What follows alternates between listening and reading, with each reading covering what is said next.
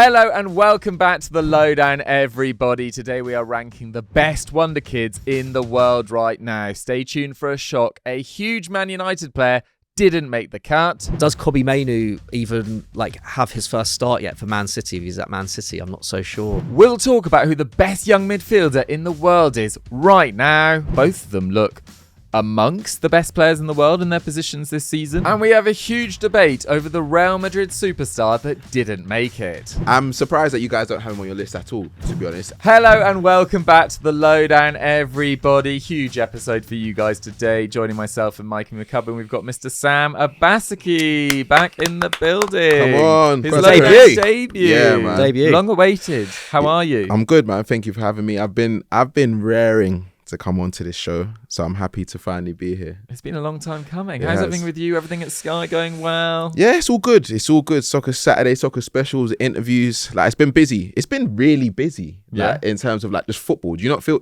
like Football never stops. It just never stops. There's more of it now than there used to be as well. Feels like there's more of it every year. Yeah, they're genuinely. But I'm not complaining. Recently went to Burton versus Crawley. Nice. Burton's quite far from me.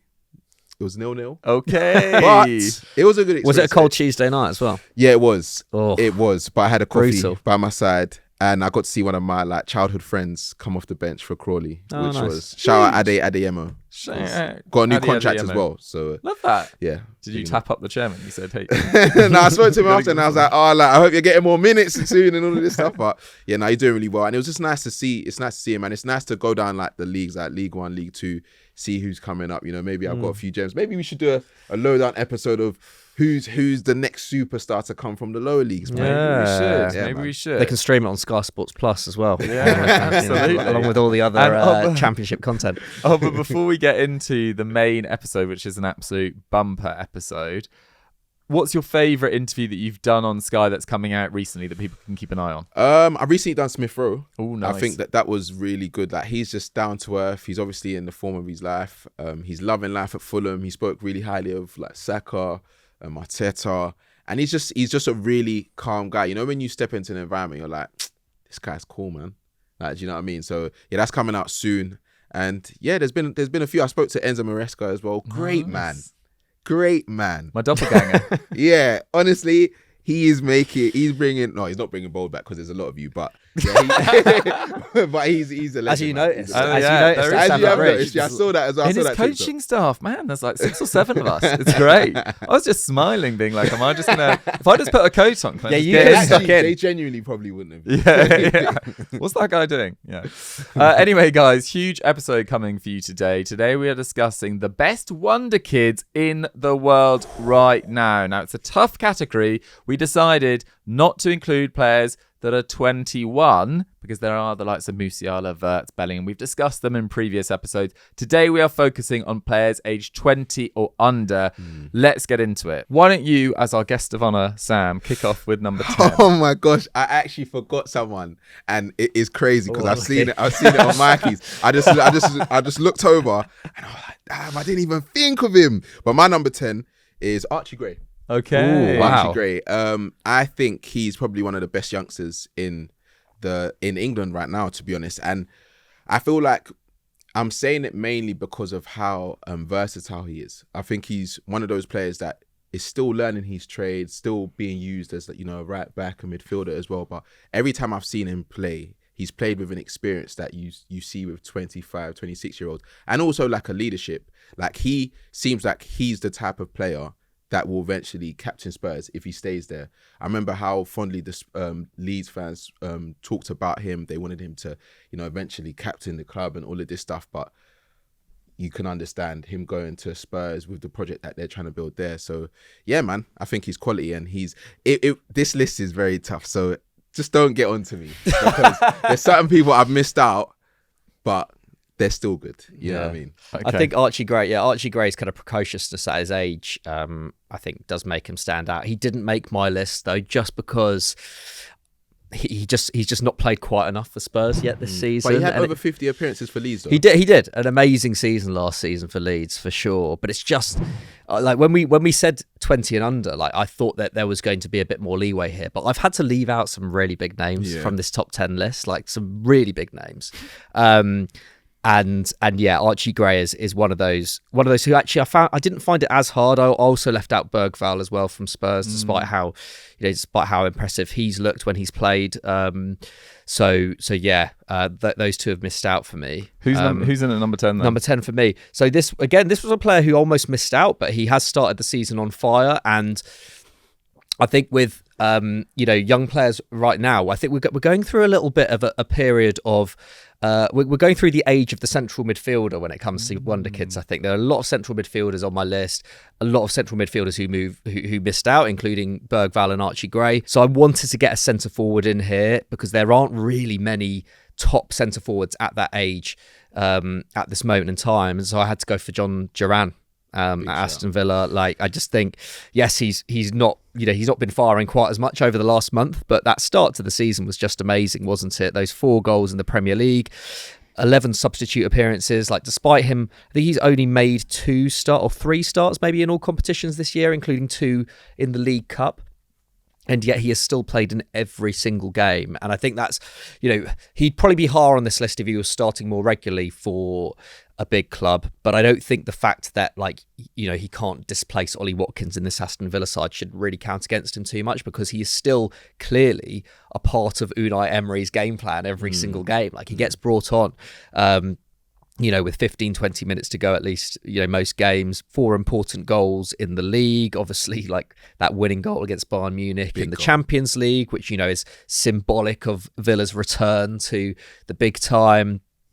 And yeah, he gets in great positions. I think he's running at 0.75 expected goals per 90 minutes, which suggests that he's not just a long range merchant. He is getting into good positions, and the fact that he scores so many long range goals is indicative of a player who has excellent technique. So yeah, I feel like with Duran, it's just a case of he's going to probably explode at some point. It's not happened just yet because the game time isn't there. He hasn't quite got the experience yet, but all the pieces are there. And he is playing regularly, if not starting games. So yeah. I had him in as well. I actually had him much higher. Really? I had him at 7. Oh, wow. Okay. Yeah, I had him at 7. I think he's been really, really impressive so far this year. And a lot of the players that we'll talk about, it's their kind of reputation, particularly in that sort of 6 to 10 area. It's their reputation, a few glimpses so far. Whereas I think Duran, on the basis of what he's done this season, it's been pretty remarkable. As you say, Bayern, Bologna grabs a goal there as well. Just made an impact in pretty much every game he's played. Maybe less so in the last few weeks, as Aston Villa have kind of maybe been slightly caught up by that schedule, that increased schedule. Their performances in Premier League games on the back of the Champions League have kind of had a little dip. But I think he's been absolutely remarkable. I mean, only Semenyo and Haaland are taking more shots per 90 than him in the Premier League. Only Haaland's getting more shots on target per 90 than him in the Premier League. I think he deserves to be right up there. So I had him at 7. The player I actually had at 10... And I think you could have had a number of players at 10. So I left some big players out, which we'll touch on throughout the episode. But I had Kenan Yildiz of Juventus at 10. Yeah. Looks really, really exciting. 19-year-old Turkish winger, born in Bavaria, came through the Bayern Academy, was eventually so good for their under-19 team that he was kind of on the edge of the senior side, was linked with Barcelona, was linked with Juventus, went to Juventus, made his debut on the first game of last season. And last season, look, the numbers weren't amazing. I think it was just 2 goals, which were against Frosinone and Bologna. But this season, they've really started to ramp up in terms of his numbers. He's got 3 goals and 2 assists already. Grabbed 2 goals in that 4-4 draw in the Derby d'Italia against Inter Milan. That huge game. He was the guy that grabbed Juventus back into that game. And Juve have been a little bit up and down so far at the start of this season, but they're still right in this title race. There's 6 sides in Serie A within 2 points of each other. It is crazy tight at the top. And I think he's made a massive impact. The thing I'd want to see was a larger sample size to get lower down on this list effectively, but he's got everything to his game. I think he looks like he relishes the big occasion. He can play out wide. He can play more centrally. He's got great timing on the ball. He's got a nice burst of pace without being exceptionally quick. I think he looks really, really promising. So he was my number 10. Oba, who was your number 9? Maybe we can debate as we go on, but Yeah. more I feel like the debate will get more gets heated more as we heated go as on. we go yeah, down. for sure. So who's And your number 9? So this one, I feel like you both won't agree to a certain extent, but I'm only saying this player because of his age, one, the team that he's playing for, and what I've seen. It's not necessarily the sample sizes as big as the other players that are on this list or other players that are missing out, but he just excites me, and that is a man that sports that shirt behind you, Ethan Wanyeri. Wow. Ooh. Yeah. He's getting in that high. Yeah, so Wow. he's ninth. But getting into the top 10 in general. Like It Archie is, Gray it and Ranieri, like that's quite punchy. punchy for both of them. And for me, so those are the two players that their sample size aren't as great, but when I've watched them, I'm thinking like these guys are going to go on to be some of the best players that we've seen in the league. And I think with Ethan, yes, he's not Ever or just in that time. just like if they continue their trajectory and they stay like humble and all of the stuff that the buzzwords that we hear in football, I feel like they can go on and be like really good players in the league. And I think Ethan will be one of those players that Arsenal fans will be saying we're so happy we've got him. Even when they had to the contract situation that they had with him, you can tell they've let other players go. They've let Chido go. Like they know that this player is gonna become a very, very useful player for the way Arteta wants to play, how they want to move going forward. And I think when I've seen him, he just looks like he's just got like a maturity about him that you don't expect from a 17-year-old. Even the goal that he scored, I think it was against Port Vale. Was it Port Vale? Preston. Preston. It was a brilliant Yeah, finish. class. And obviously, I'm not an Arsenal fan, but I can understand their frustration when they're not seeing him play and they're seeing the struggles that they get, that they're seeing creatively. Because when Odegaard was out injured, they needed someone in that hole that can tie everything together. And yes, he's very young. And yes, he's not in comparison to the Cesc Fabregases and people of old, but those are the opportunities that you get to see these players thrive. And I feel like Arteta missed out on a big opportunity to see him thrive because he's shown that he's got all the qualities to be a great attacking midfielder for that system. He works hard off the ball. He knows the areas to pick up when he needs to receive the ball. He picks the right passes at the right times. He takes shots off. He seems brave on the ball. So I'm thinking, give him the opportunity. Like I said, you know, some sides isn't great. So I think he's only played 5 games or so, only one or two starting.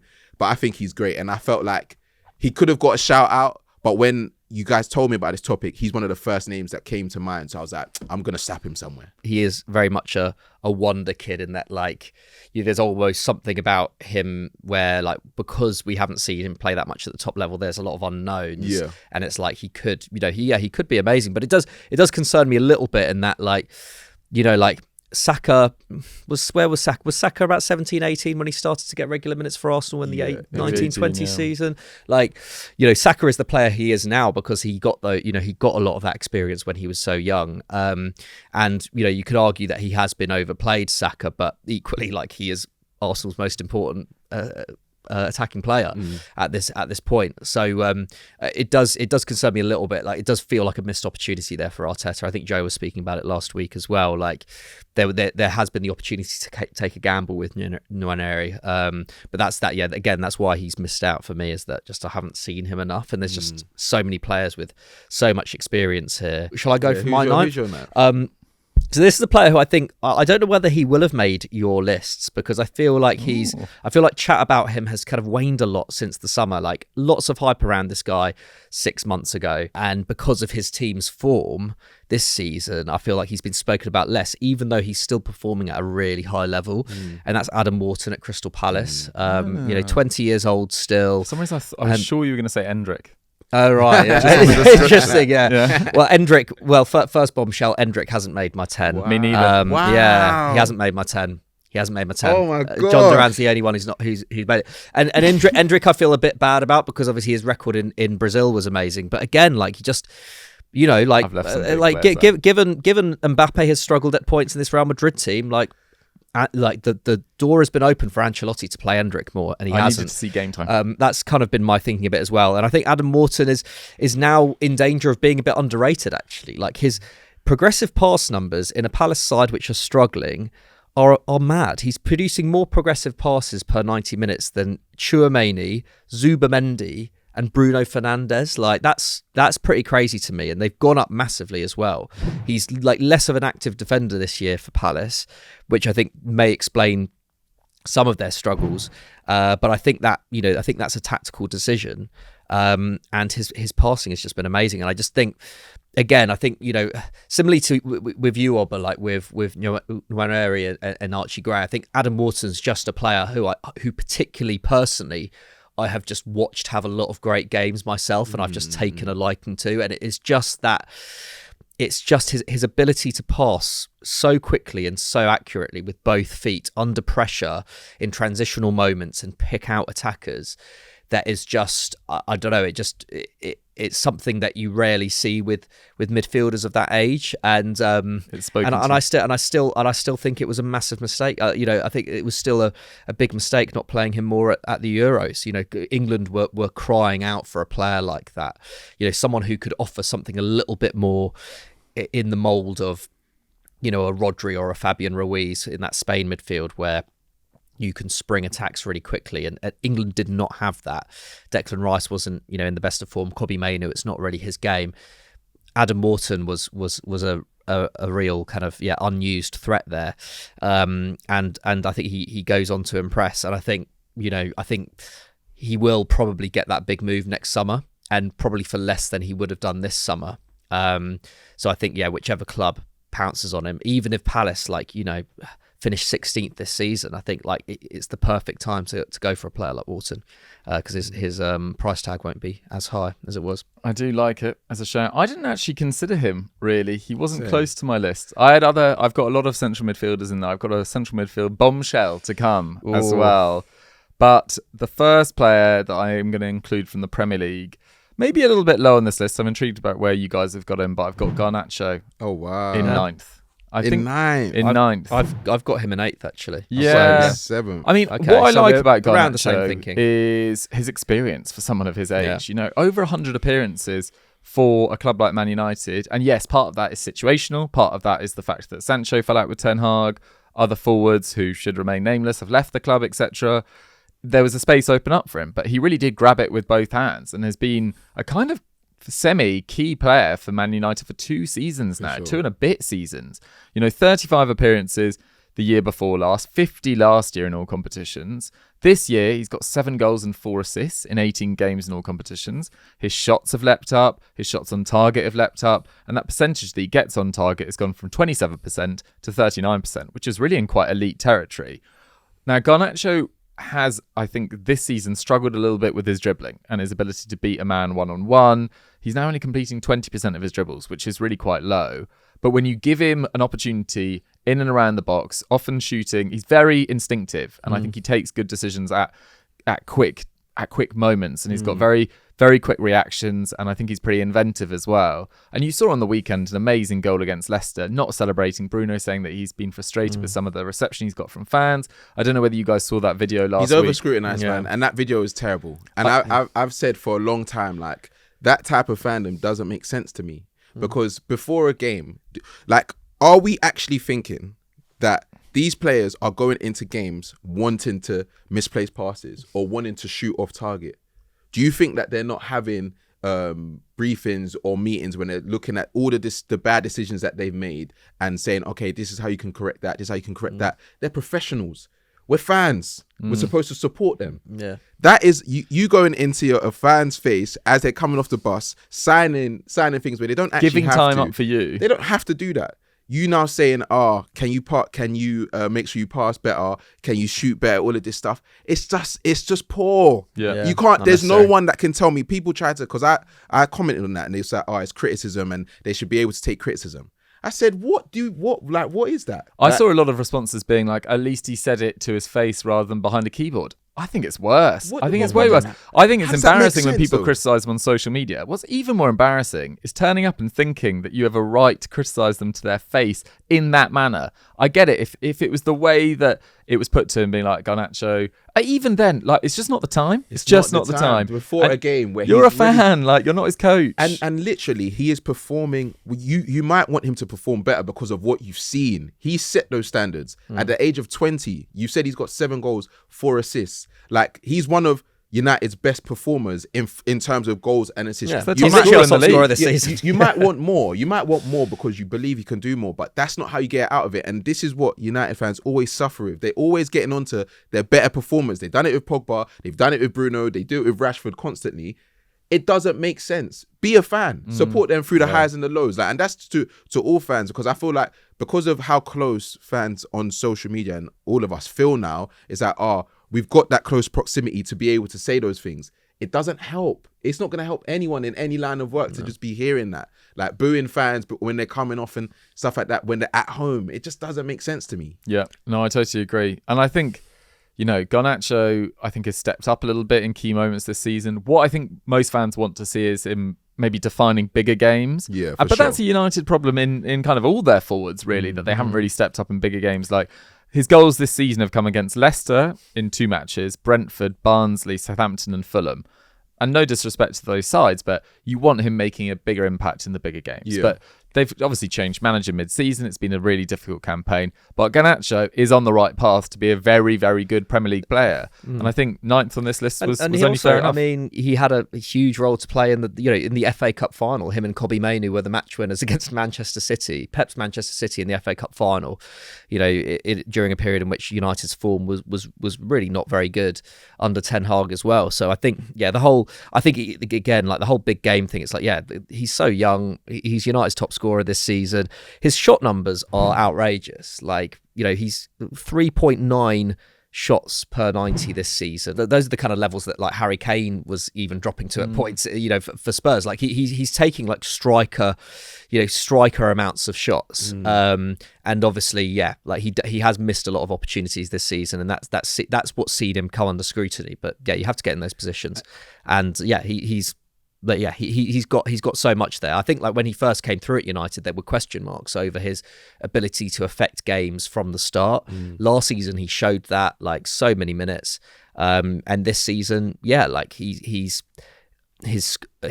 shooting form, his shooting accuracy has let him down at times, but like it will come back. So you had him at 7. I had him at 8. He had him at 8. I had him at 7. Okay. But I was going to say, you don't want to take the confidence, like you said, you don't want to take the confidence away from a player like that, because when he first jumped onto the scene, everyone was like he's playing like he wants to be the next Ronaldo, doing the celebrations, this and that, excited about what he can become. And then now, because you expect it, it's like the narrative changes a little bit. And it's like I said with the Rashford thing, you're seeing that Rashford plays within himself at certain points where he used to just be free. Don't do, like, you wouldn't want that from exciting players, because it's what makes them in it. And I think Garnacho, yes, of course he can improve, but we're talking about wonder kids and people that are just starting their careers and are showing signs of being greats. They're gonna have games where they're off, or times where they're running into players and doing things that we wouldn't want for them, but it's a part of growing in the game. And all his in-game stats suggest that he's going to, he is on the rise. Like I think it's 0.58 expected goals and assists per 90, which again, like for a 20-year-old in a dysfunctional Man United side, like this United side struggled to create chances, and yet he is getting on like the end of almost all of them. So like massively, massively promising. I feel like it's one of those things, if it's not this season, then it will be next season that we really see him go into the kind of double figures goals and assists kind of territory. Absolutely. Okay, let's move on to number 8. Are you on number 8? Yeah, I'm on number 8. I got Mathys Tel, Nice. Yeah. I think it's unfortunate this season because he's not really been given the opportunity to kick on. Last season, he was great. Like off the bench, being a different option for Harry Kane, and you could see him playing with a confidence. Remember, he's 19 years old, and I think I understand him staying at Bayern, where there was so many links of him going on loan. There's links now because of how he started the season and the amount of game time he's got. But from what we've seen, being at such a big club, the biggest club in Germany, and getting 7 goals, 5 assists, I think that is a good return for a player that's coming off the bench that is so young, and he can play across the front three as well. So I think he deserves to be on this list. I'd want to see what he can do playing week in, week out. Same with Jhon Duran as well. Like starting every week, expecting to score. What do you do with that pressure? But for right now, I think he deserves to be on this list. Well, I do worry a little bit about him at Bayern though, because it's just that I don't know where the space opens up for him in that forward line. Like Harry Kane obviously bought for huge money, still obviously, in great scoring form. Like, as long as Harry Kane's at the club, I just don't see him getting a starting berth up front. The wing options are still excellent at Bayern, and I feel like I don't know whether he can play on the right as much as he can play on the left. Like, I do. That is my one concern with Tel, because like you say, like he's massively talented and very efficient, great finisher. But I just don't know whether it's worth him looking for a loan at some point. Mikey, who was your 8? I've got Garnacho at 8. Okay, I've got Garnacho at 8. So that so we've already discussed. Well, him. my 8 quickly was Warren Zaire-Emery. Okay. Oh, he's really? my wow. That's low. I think he's my I had him fifth. low. He's my 5th. Yeah, he's So I've got he's at number 5 2 for me as well. midfielders above him, which I'll come on to in due course. Wow. But Warren That's Zaire-Emery, low, man. I think it is low. I think I might have 2 midfielders above him as I well, think actually. But like, maybe he should have but been. Maybe he could have switched with Jhon Duran and be in at 7, because I've got Jhon Duran next. But Warren Zaire-Emery, he's close to 100 appearances for PSG. Still only 18. Like, he's a couple of years younger than really these amazing, guys. man. 7 goals and 8 assists already for PSG. He's played in big Champions League games as well. I think he's the youngest ever to start a Champions League knockout game. I think against Bayern Munich. Rises to the occasion. Has been used in a kind of variety of midfield roles. Has even been used kind of out wide in a 4-4-2 at times as well. And he's played against Dortmund. He's played against Barca. He's played against Arsenal. He's played against Bayern Munich, Newcastle, Real Sociedad, like big games in the Champions League, and he's kind of risen to it. The reason I didn't have him as high as other midfielders on this list is maybe his numbers aren't as good as they have been in the past this season. He ranks 5th for minutes played in the PSG squad. His passing, accuracy, his passes on the game, passes completed per game, really, really impressive. He's that sort of metronomic. But is he being inventive enough with his passes? He's 12th for passes into the final third in PSG squad. He's 9th for progressive passes. Like that, I want to see a guy of this talent taking a little bit more initiative with his passing. Like, I think he can play a little bit inhibited sometimes, and maybe that's the arrival of Joao Neves, who's unbelievable with his progressive passing. But he's not really offering that much on the ball in terms of passing into the final third. He's only 4th for defensive actions, and he's only completed 5 dribbles all season with a 29% completion rate. So I think right now I couldn't have him higher, but on the basis of the last few years, maybe I've been a bit harsh. But I think this is something we could see from Warren Zaire-Emery throughout his career, or at least over the next few years. Like, one thing that's really stood out about him since he's come through at PSG, and even before then, was the fact that he's been used as a firefighter even throughout his youth career, and so he's had to play at right back a little bit this season as well.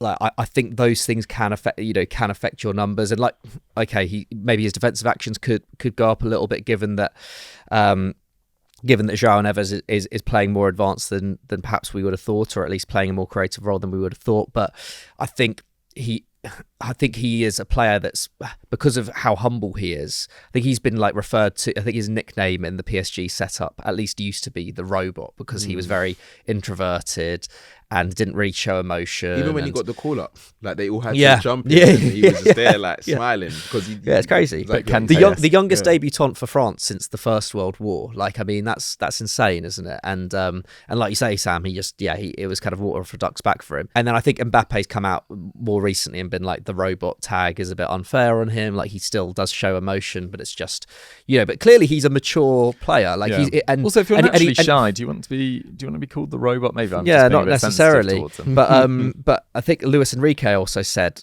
and this is a quote, I've never seen a player as intelligent as he is in compensating for what his teammates do.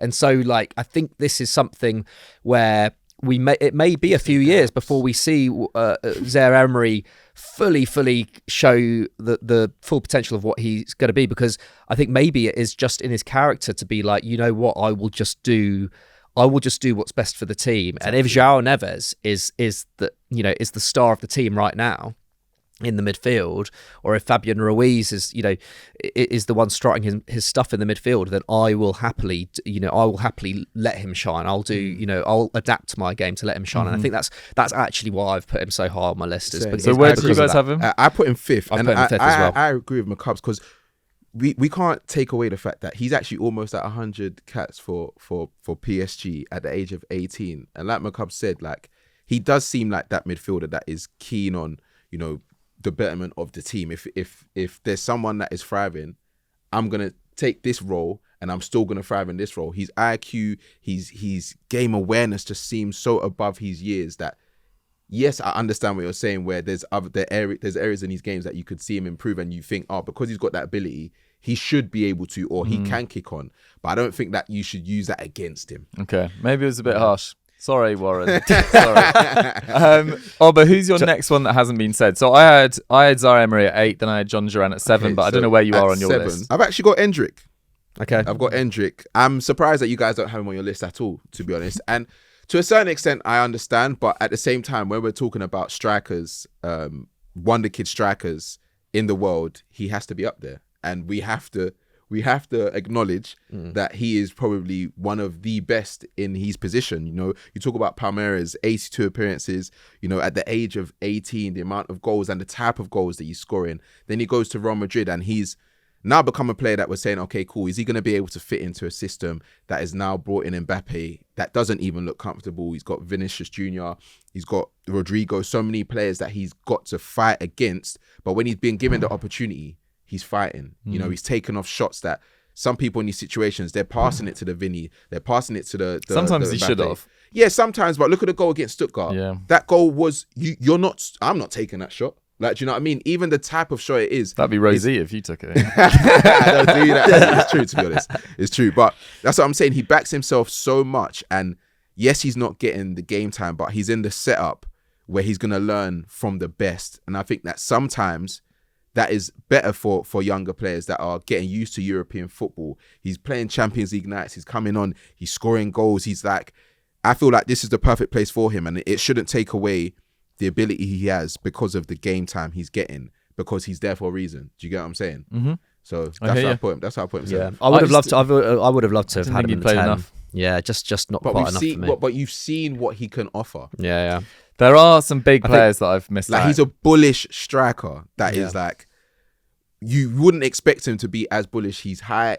You know, I think you forgot. I feel like you've forgotten some big players. I'm intrigued about your top 5. Yeah, Archie Gray in there was a surprise.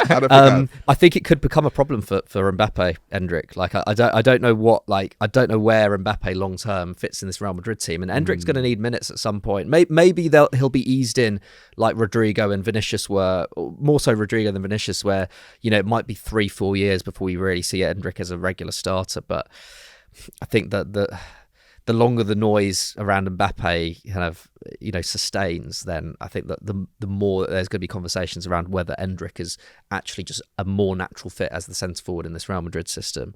Because like you say, like, he has looked very comfortable when he has played. My number 7 is this is my one where, like, feel free to absolutely murder me for this, because he's only just coming back from injury, but his influence over the last few years just can't be. I just can't look past it, and it is Gavi. So I have put him in at number 7. Don't worry about that. Don't worry about having it at 7. Yeah, I get. What, have you got him much higher? Yeah, really. But I just don't know. I couldn't have anyone in my top 5 who's barely played. But, like, we're talking about the top 10 young wonder kids in the world right now. I just couldn't have Gavi any higher than 7. Really, he's not in my list. He's played 20 minutes in the last 4 weeks. Like, obviously hugely influential at Barcelona. And there's also, there's another couple of Barcelona players I'm going to talk about later on. I couldn't have him any higher than that. I didn't put him in my list though, but that is not saying that he's not a wonder kid. I'm just saying because he hasn't been playing this season. I'll go with number 6. I went with Alejandro Pavlovic at Bayern Munich, 20-year-old central midfielder, just qualifies for this. Joined Bayern's academy at 7. Made his senior debut around this time last year. I think it was 28th of October time. 4 days later, they were like, we need to get this guy a professional contract. Then about a few days after that, he provides an assist for Harry Kane in a 4-0 win over Dortmund. Bayern always clean up with Dortmund in Der Klassiker, but makes 22 appearances last season. And then prior to getting injured quite recently, was one of their most used players this year under Vincent Kompany, like playing alongside Joshua Kimmich, and was absolutely frighteningly good. I think he was just brilliant. And keeping Joao Palhinha at the side, who they finally signed this summer. You know, they waited a year to finally sign him. Haven't really seen much of Joao Palhinha. And weirdly, the fact that they didn't sign Joao Palhinha was the reason why he kind of made the team last year as well. It's like this kind of full circle. Absolutely. Kind of Joao Palhinha's just like, just cursing on the sidelines. And yeah, Goretzka, he's pushed him out the side as well. I wouldn't be surprised if Goretzka left in January. His numbers are absolutely remarkable. I think it's 12 passes into the final third, 9.8 progressive passes. Crazy. Wins about 65% of his duels. He's just got everything. His vision is phenomenal. His timing on the ball. He's physically built as well. Yeah. He's probably looks like, and this is a big statement, like the closest to Rodri kind of emerging in that position in the world. I think he's been brilliant. So he was my number 6. I've actually got him higher. I won't say where I've got him higher because, we want to keep the suspense, but I've actually got Pavlovic higher. Like, Okay. I have him on my list. Rico Lewis, number 6. Nice Rico one. Lewis. He was close to not making it, but it's just like he's actually. Well, then he got it at 6. Sorry? Wait, how old is he? He's 20. No, 19. He's not even 20 yet. He's turning 20 this month. I thought it was 21. So Rico Lewis hasn't made your He's team. not on my list. That's what I'm saying. He plays too mature. Like Yeah. he like genuinely. When I see him play, I'm like, for what Pep needs for a right back or an inverted right back, he is everything. There is a side of his game this season that He I can play am in midfield as well. Yeah, he can play in midfield as well. But there is a side of his game that I am questioning. I've seen there's a few narratives about like defensively how assured can you be with him when you're up against it and like you really need to dig deep. And sometimes Pep goes with the walkers when he's not injured. So I think that's a question that I have for him. But in terms of everything else, I think he's one of the best youngsters. And I have to say all this because he's not on my list, and he should have been on my list, and he would have been top 5. But I genuinely And who knows if you're interviewing him in the next few months? So he'll be watching this. I think it's a bit unfair to level defensive deficiencies at him because this City team have, as a whole, been defensively deficient this season. Kyle Walker isn't even where he was, 2-3 years ago.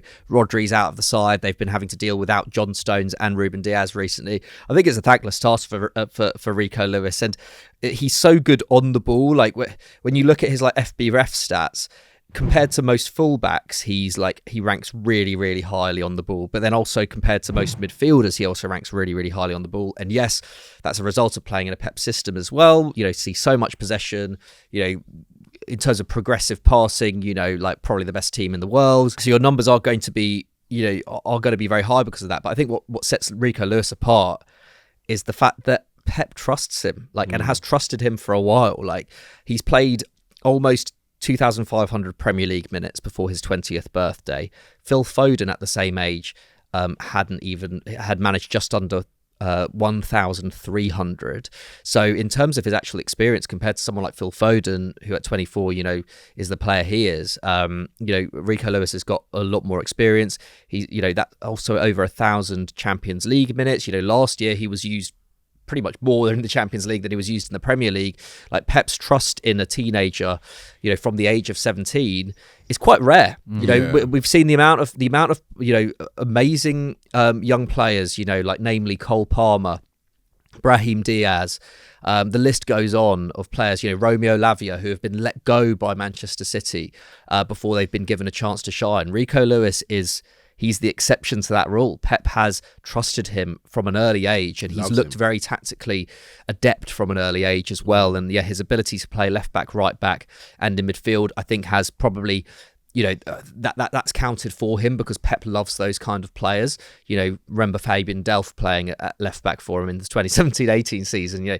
He does love those kind of players. So maybe that's worked in his favour, but nevertheless, he's a rarity in that sense. And I think he's also another player who, when we talk about England's midfield in years to come, he's someone who we're yet to see really. I guess Lee Carsley has given him minutes and he's looked good, but he's almost escaped the conversations. But I feel in years to come is going to be considered one of the great England players. So yeah, I think that's why he's there. I think it's partly the Pep thing. I think that's so significant that he's got that much game time. Yeah, he's in my list too. Okay, where am I? Top 4 or 5. My 5th is actually Joao Neves. Okay. At PSG. Low. Potentially quite low again. I mean, I'm surprised. You guys have already criticised one of my picks that is very, very high up. But yeah, I think he's been absolutely sensational for PSG. And PSG are in a strange position because I think everyone in this country just judges them on their Champions League performances, really, and doesn't really take them that seriously as a club and kind of an institution. But I think since losing Mbappe, I think within themselves, they probably know they're not going to win the Champions League this year.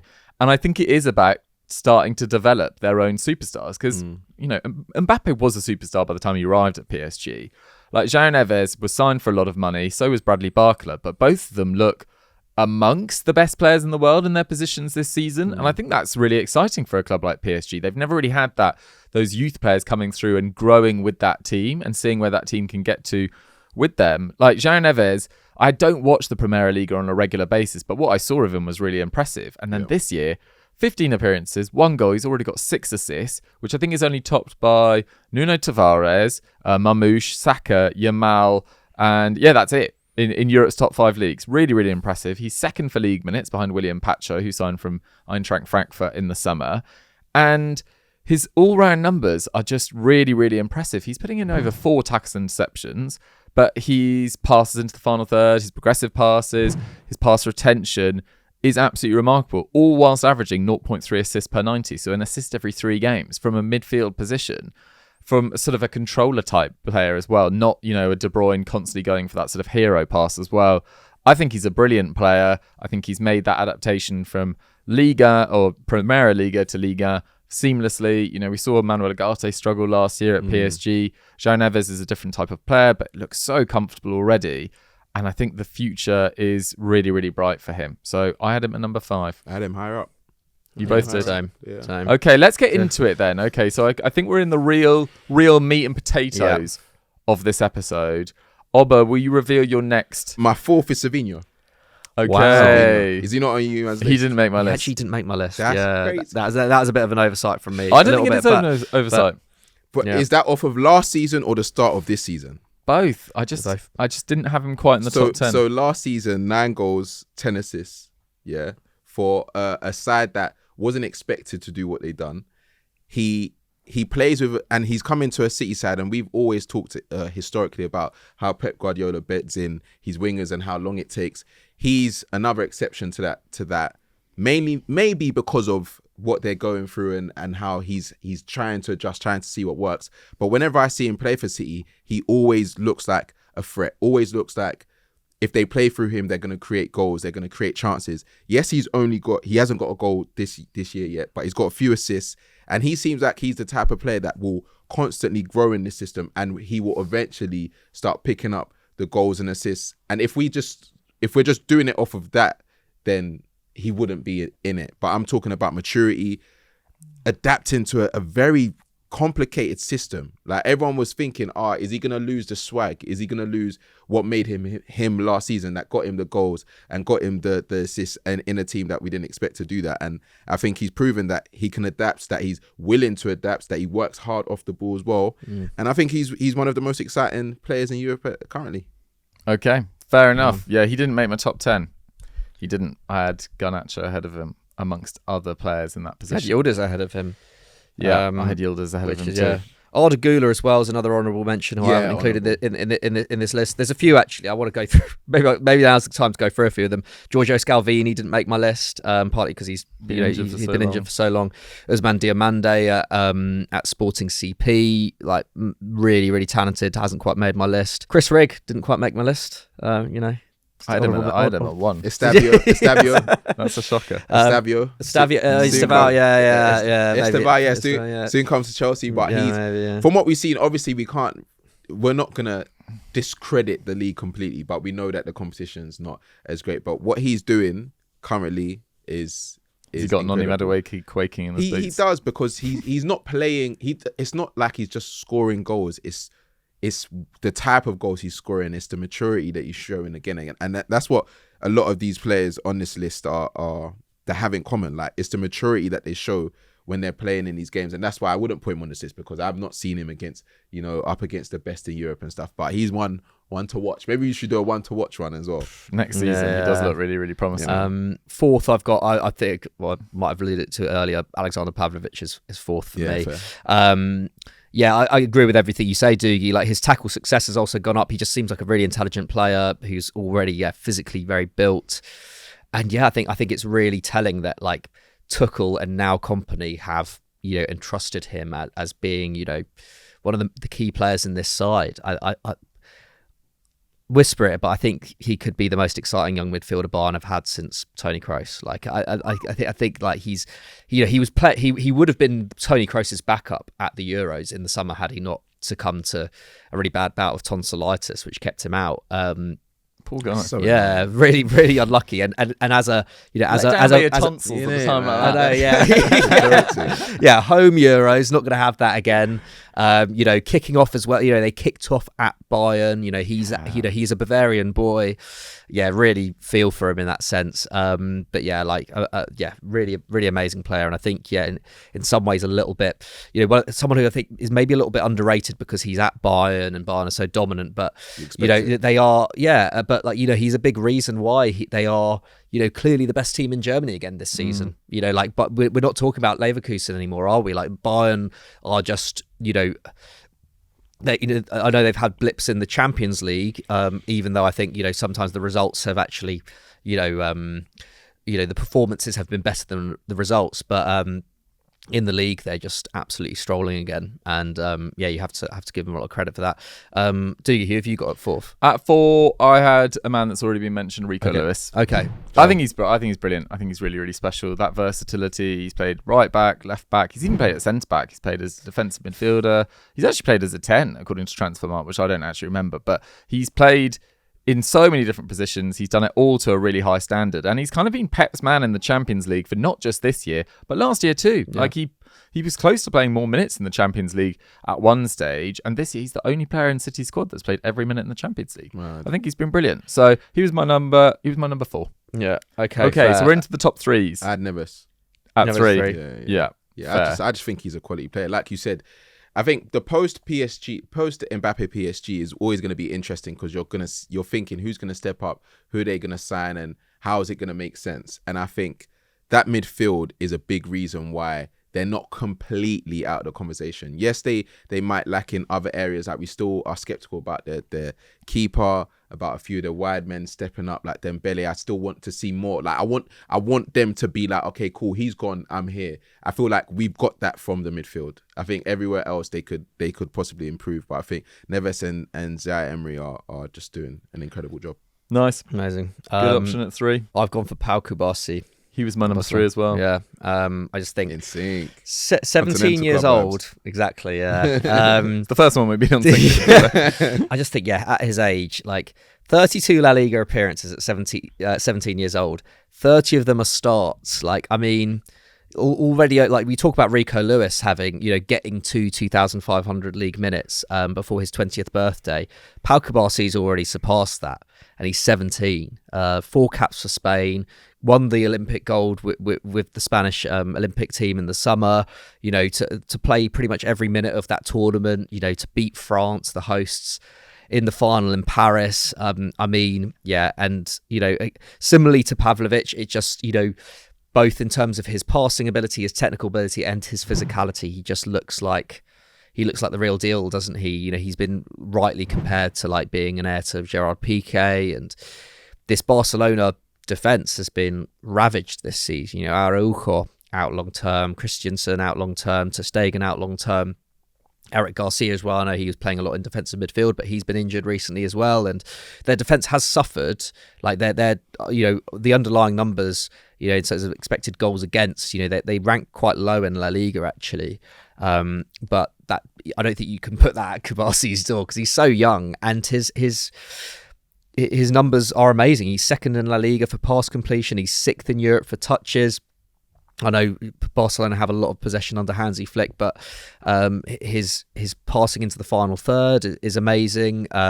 Ranks really, really highly in La Liga for that as well. His long-range passing is really good. Yeah, long-range passing is brilliant. We saw that that assist that he got for Rafinha, I think it was in the Valladolid win, was really, really nice, and I think that's an area of his game that we'll see it improve as well. So yeah, and this Barcelona team, we're already taking for granted that this Barcelona team are just really, really good. Like they weren't really, really good not that long ago, and Cubarsi has kind of been there, and he's already dealt with Mbappe in the Champions League. He's already dealt with Victor Osimhen in the Champions League.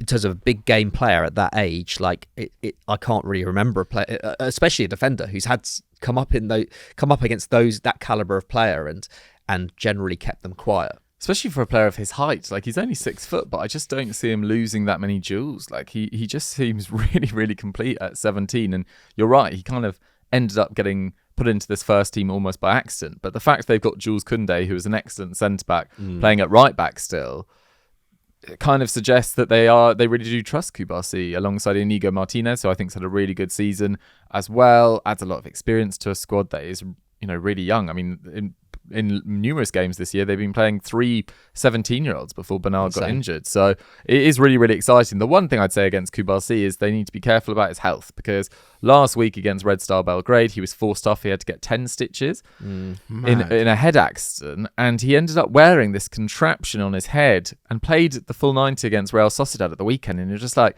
anyone that gets 10 stitches on a Wednesday shouldn't be playing on a Sunday. Yeah, it's true. Like, look after these players. That's nuts. Like, it's just a league game. Like, the long-term damage that could have caused, and hopefully it hasn't, but just nuts. So, Cubarsi, look after yourself, man. Don't just agree with everything they suggest about your own health, although I do totally get it, because if I was getting offered to play for Barcelona, I'd be bandaging myself up like Terry Butcher and just being out there. Yeah, so, number 3, Cubarsi. Oba, who is your number 2? Kobbie Mainoo. Wow. Kobbie Mainoo. I didn't have him in the list. I also didn't have him in the list. Wow. Yeah. Random, what's going on? But to be fair, you lot watch a lot more European football than I do.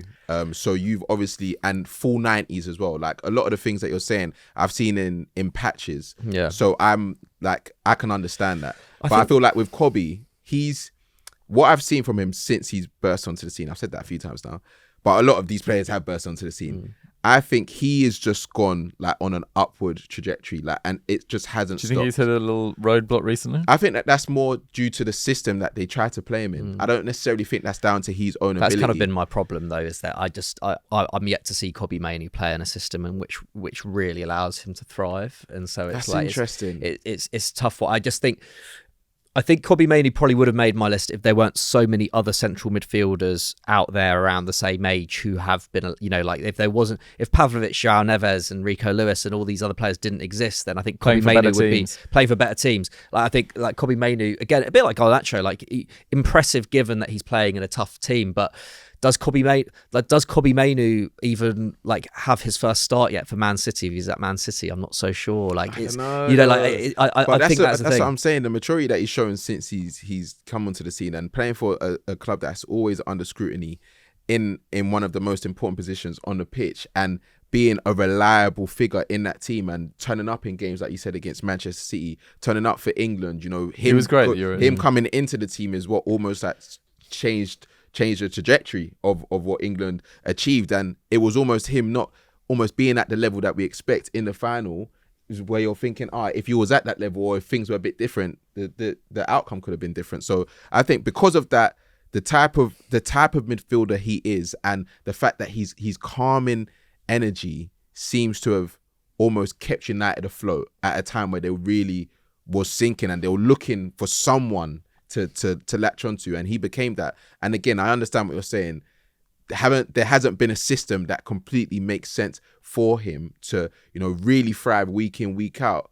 But I don't think that that's necessarily his fault. I don't think he really drops below a 7 in terms of performance. Yes, you would want more from him, but at the same time, what I've seen, I had to put him in the top 3. Yeah, and again, he's still young. It's like it is harsh to judge a midfielder based on like the system that he plays in. It's like, most essentially a central midfielder like Kobbie Mainoo, it's like, you kind of just have to let them express themselves, really, because you don't want to like box him into being like a more defensive style of player. He doesn't necessarily suit being a 10, and either way, like Bruno Fernandes is there. My worry is that like with the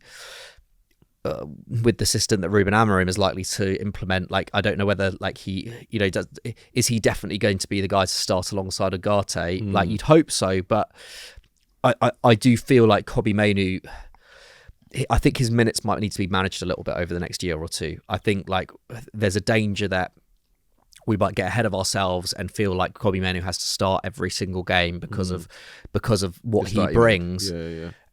I feel like he needs to be carefully managed. But like his maturity is great. Like I at one point when I was doing this, I had Kobbie Mainoo as high as like 5th or 4th, and then just as I was considering more and more players, he just got pushed out, and it was kind of between him and out of United's teenage talents or young talents. It was between one of him or Garnacho had to make it, and I needed some winger. I needed some winger representation on this list. So I had to leave Kobbie out myself. I did the same. Yeah, he was part of a number of honourable mentions. I didn't have Endrick. I didn't have Savio. Arda Guler. I didn't have Ben Seguir, who's playing really well for Monaco. Malik Fofana at Lyon as well. Looks really exciting. Maybe not at the level just yet, but definitely ones to keep an eye on. My second one is really, well, I think it's going to surprise you two at least. Gavi. Oh, right. I had him in. Wow. I had him in. I think it's easy to forget he played 2 full seasons prior to this ACL injury. You know, he's been capped 27 times by Spain. He scored 5 times. He's played at a World Cup.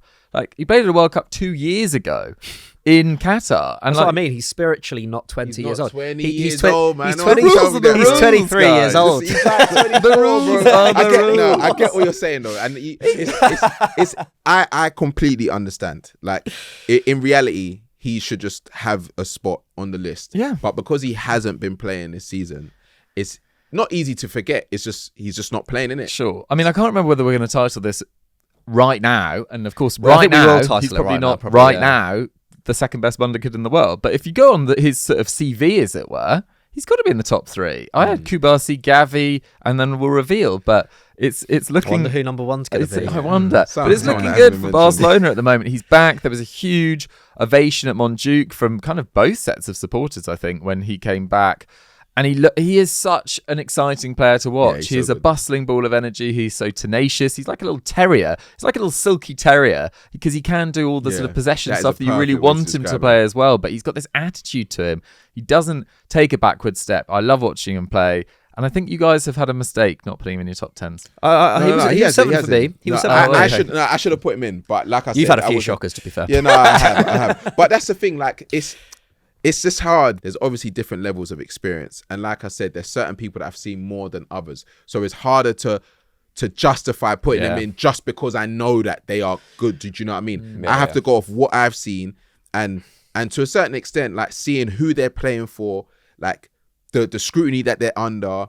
Are they reaching the levels that we expect and things like that? What can they become? And you know what I mean, there's so much to it. Yeah. So, I think players at big clubs, like I think it's the same for all of our lists. Like players at big clubs get favour because they've managed to break in at a big club. But then sometimes we discount like players who are doing players who are doing a really good job in a side which is below them skill wise, or at least in terms of what their potential is.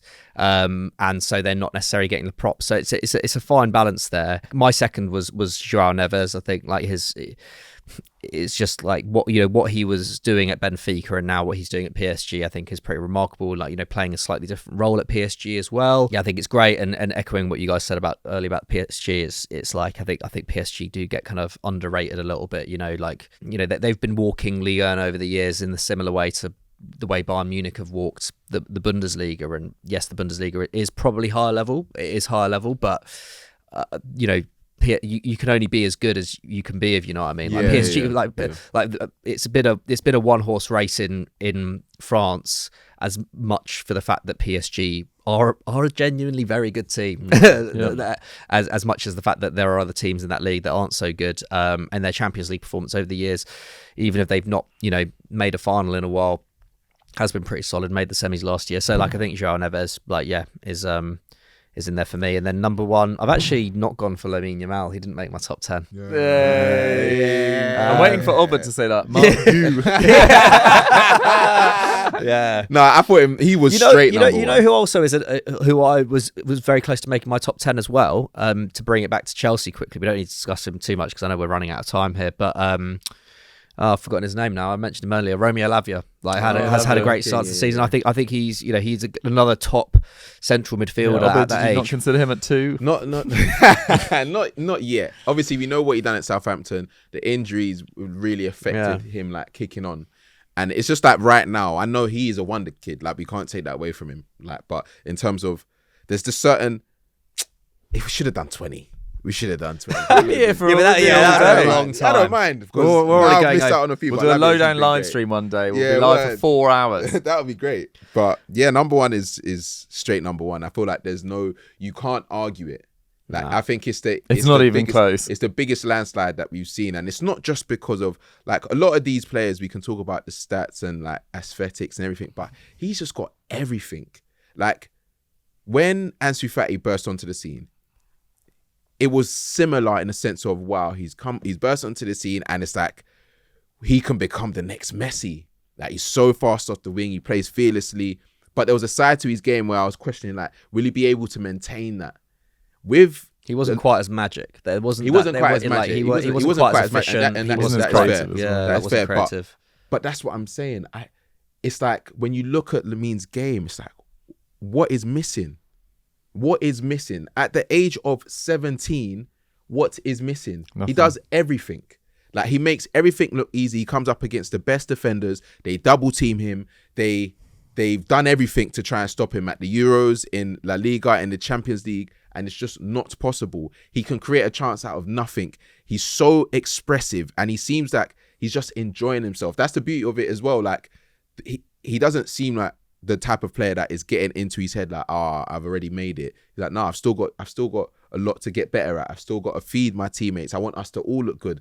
And I think that's why this Barcelona team especially are doing so well, because they're all around a similar age. They know if they stick together and play to each other's strengths, that they can achieve so much. Yeah, it's mad.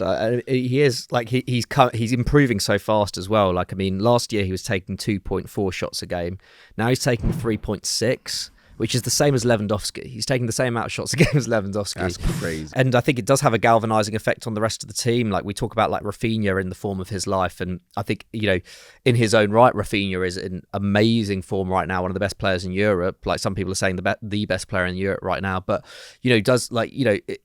is Lamine Yamal actually bringing out Rafinha's best form out of him as well? Like, is a 17-year-old doing this to a much more experienced player? Like, I think they both improve each other, but like, I think you can't discount how much quality Yamal brings in terms of his delivery, in terms of his use of space, in terms of allowing, in terms of like, what the output we're seeing from Lewandowski and Rafinha as well. It's just an absolute gift for Hansi Flick. Just ridiculous. I mean, it was notable on the weekend. He was injured. They lost to Sociedad. They struggled to create chances. They didn't have a shot on target. Fermin Lopez was on it.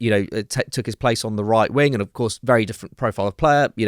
Is tasked to do a different job from him, but he didn't create a chance. Ansu Fati came on for him, didn't create a chance.